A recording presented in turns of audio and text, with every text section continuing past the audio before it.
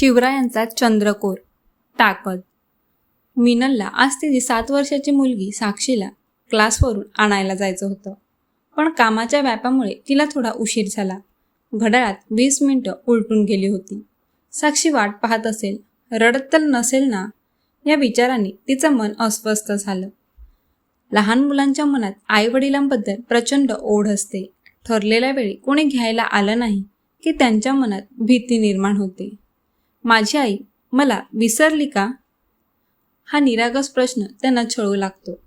आईचं मनही तितकंच हळवं असतं. मुलांपासून थोडा वेळ जरी दूर राहिलं तरी काळजीचा डोंगर उभा राहतो. मिनल घाईघाईने इमारतीत शिरली. तिला 12व्या मजल्यावर जायचं होतं.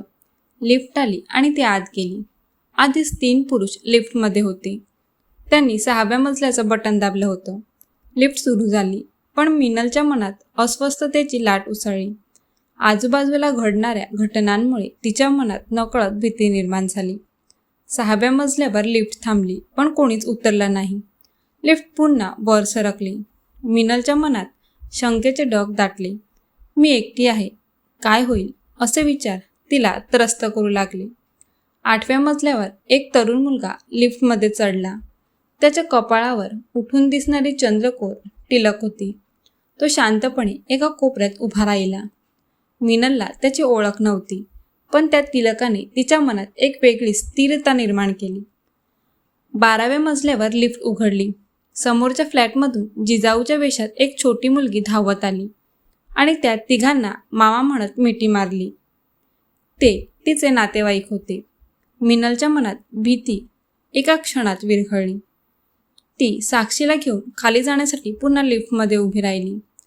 तोच 8व्या मजल्यावर चढलेला मुलगा म्हणाला, ताई, खाली जायचं आहे का? ही लिफ्ट खालीच जाणार आहे.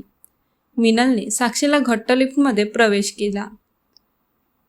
तिने हलकेच विचारले, दादा, तुम्हाला तर वर जायचं होतं ना? तो हसत म्हणाला, ताई, तुमच्या चेहऱ्यावर भीती दिसत होती.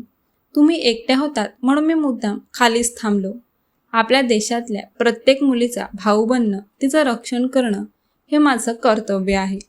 तो पुढे म्हणाला, आपण छत्रपती शिवाजी महाराज यांच्या संस्कारात वाढलेलो आहोत. त्यांच्या विचारांनी चाललो तर स्त्रीचा सन्मान आणि संरक्षण हे आपोआपच आपल्या आचरणात येतं. मिनलच्या डोळ्यात कृतज्ञतेचे अश्रू दाटले. तिने हात जोडून त्यांचे आभार मानले. साक्षीला मिठी मारत ती घरी निघाली. त्या कपाळावरील चंद्रकोर तिलकाने तिच्या मनात केवळ श्रद्धा नव्हे तर एक खोल विश्वास निर्माण केला. त्या क्षणी तिला जाणवलं, आपल्या संस्कारांची ताकद अजूनही जिवंत आहे.